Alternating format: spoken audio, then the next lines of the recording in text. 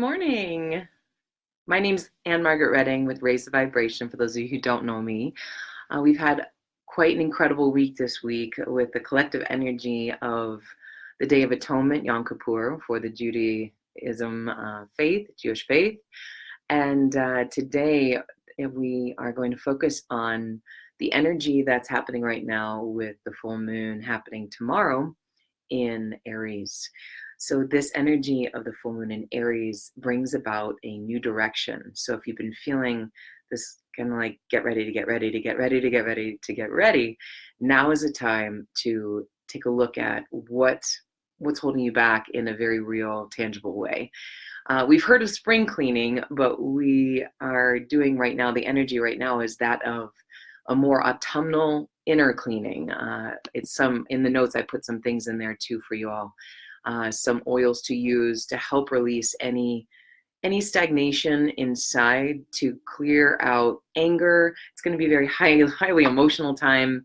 If you've been feeling that, you're not alone. We feel these things collectively together. So if you're feeling the need to really release some grief, some deep grief, I put in the notes an oil called Console.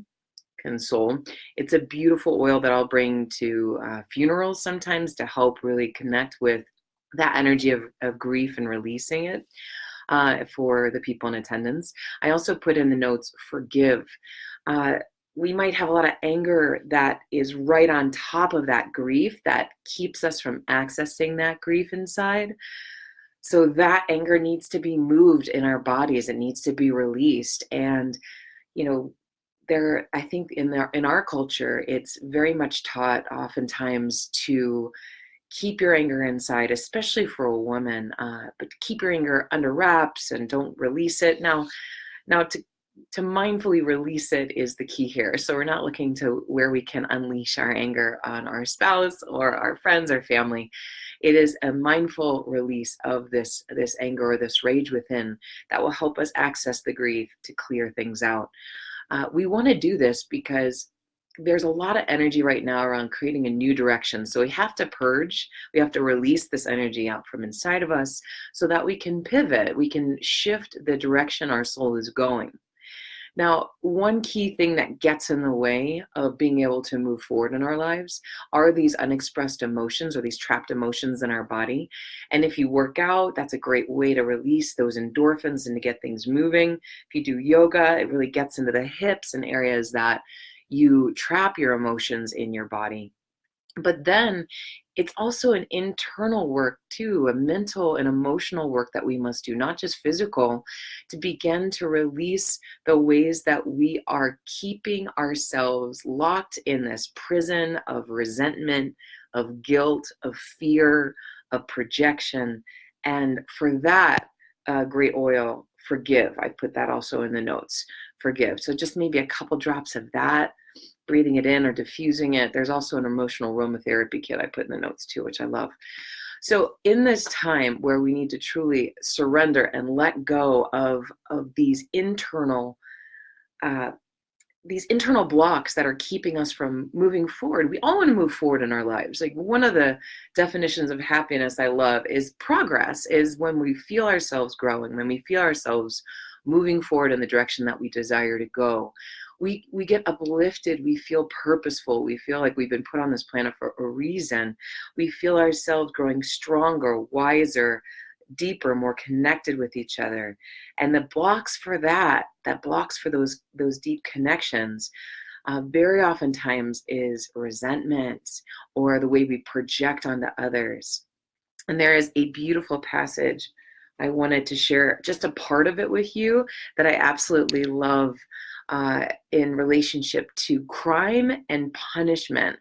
Man, doesn't this happen sometimes? We have something going on in our lives. It might be actually in our legal system where we are involved with some case, but also it might just be the judgment that we have towards others and how we are using that judgment to keep ourselves right and to make others wrong. And there's a book called The Prophet. It's one of my favorites. All my students know that's one of my favorite books. I love it. And it's a passage on crime and punishment. And it's a passage that is dense. All of them are dense. They're very, very dense. But I'm going to pull out just a couple pieces or nuggets of wisdom in this particular passage on crime and punishment. It's the prophet Kahlil Gibran. Notes are in the notes section. I put the link in there. He talks about when we commit a wrong unto others, we commit that wrong to ourselves. It's a very simple teaching, but if we can grasp this one teaching that when we harm somebody else, when we do wrong, or we're unjust, or we're dishonest, or we're judgy, or whatever we are, that actually hurts us first and foremost. We have to have that energy and compromise our integrity or compromise our inner vibration with the energy of wrongdoing. So when we commit a wrong to others, we first do so to ourselves. And then he says, what's really important is that it's not in the court system. It's not in even waiting for God to punish someone else. It really is within us. And he says, for it is he, and not your God self, nor the pygmy in the mist, that knows the crime and the punishment of the crime. Oftentimes have I heard you speak of one who commits a wrong as though he were not one of you, but a stranger unto you and an intruder upon the world. Don't we get on our high horse and we get all judgy and we say, oh gosh, that person did this and how could they do that? And it's almost like we're void of any wrongdoing in that moment. And therefore we're void of that compassion that we need to forgive. Not only the compassion we need to forgive someone else for wronging us, but also the recognition that we must have that in their doing the wrongdoing, they are already being punished. They are already suffering. We know that the bully is the one who bullies. We know that the wrongdoer is the one who was wronged. So in that action of wrongdoing, whether it's being done to ourselves or we see it being perpetrated on the world, what helps us free up this trap of judgment and trap of resentment and even the fear that it's going to happen again is this judgment on others. And he says, but I say that even as the holy and the righteous cannot rise beyond the highest which is in each one of you, so the wicked and the weak cannot fall lower than the lowest which is in you also. And as a single leaf turns not yellow, and the aspen trees are turning yellow, so I love this metaphor, he says, and as a single leaf turns not yellow, but with the silent knowledge of the whole tree, so the wrongdoer cannot do wrong without the hidden will of you all. This is a reminder that when we place our judgment on the world, on our leaders, on each other, on our children, on our parents, our sisters, brothers, friends, and our enemies, we have to remember that we are responsible for the collective wrongdoing. And if we can take that on, then we can shift it. We can pivot in a way that ushers in more love, ushers in more joy into the world. And when one of you falls, down he falls for those behind him. A caution against the stumbling stone. And he falls for those ahead of him, who, though faster and surer of foot, yet removed not the stumbling stone. What he means here is that, those of you, I'm the youngest in my family, and I really value the treasure that is being the youngest in my family. I was able to look at my older brother, my older sister, and witness as the youngest child of, oh wow, I saw where they would get tripped up, or where they would get in trouble, or where they would succeed, and I would copy them as much as I possibly could to, like you're hiking in the Andes or the Himalayas, and you follow that person in front of you, and where they slide, you avoid that sliding area. Where they're sure of foot, you take that same footing. And sometimes you don't have anyone in front of you. So those of you who are the only children in your family or the oldest, that is even more challenging for you because you don't know what's ahead of you. You don't know how to take those steps. But this passage and the words in this passage are reminding us that the people who have fallen before us, where we're all judgy and we're like, oh, they should have done, like our parents, like our parents, or the people who are our teachers, oh, they should have been better. No, we are standing on their shoulders. We're standing on their shoulders. We're intercepting. We're receiving, actively accepting what they've given us in the flawed way that it is, because it's always flawed. Being human is always going to be flawed. We take what we're given. We extract the best out of that. We don't punish them for the things that are not perfect, but we simply are mindful about what we extract and how we move forward in life. We don't busy ourselves with punishing them for the blind spots they had, because that's blind spots that we're having. We want to take what we've been given, learn from it, grow from it, and make it better for ourselves, make it better for our family, our spouse, for our children, for the next generation, for our friends and family. It is our responsibility to do that. Then we can benefit from what's come before us. So with this energy of autumn that we're nicely seeped in right now, and we're really getting ready for the deep dive of winter. Winter is when we have the least amount of sunlight outside. We have that darkest day coming up in that winter solstice coming up right before Christmas time. And in this time, it's great to be clearing things out, looking at the projections that you are making and you're projecting onto other people.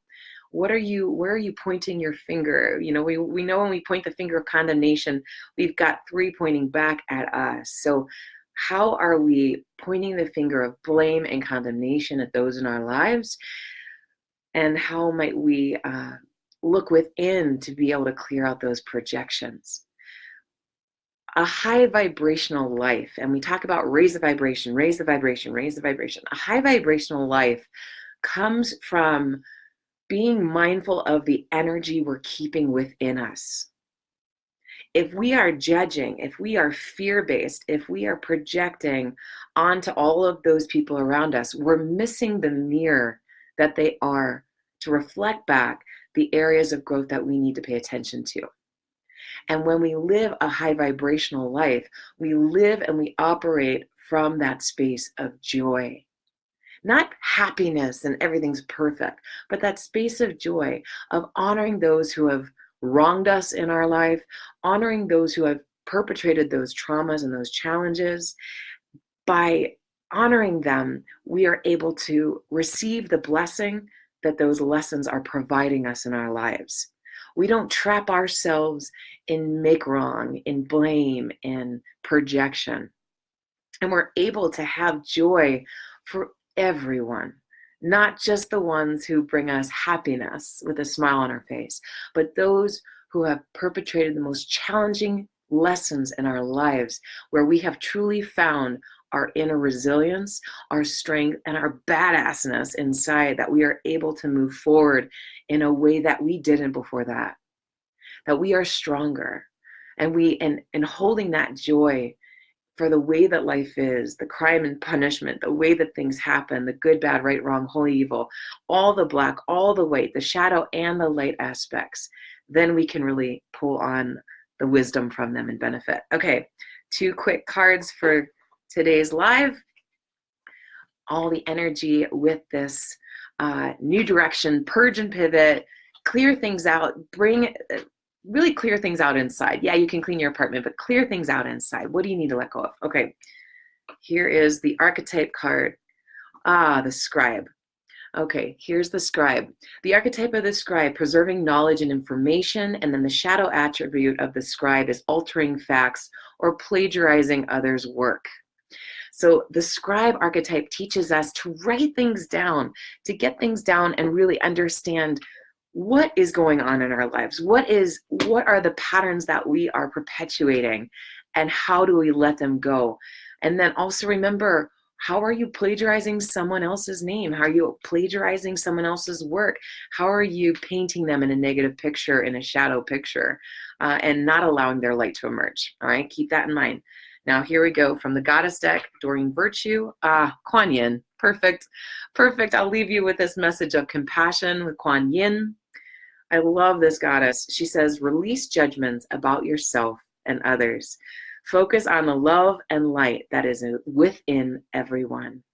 Focus on the love and light within everyone. And in order to do that, we start with ourselves. All right, you all. Have a beautiful, beautiful full moon tomorrow in Aries and a beautiful weekend. Love and blessings. Keep raising the vibration.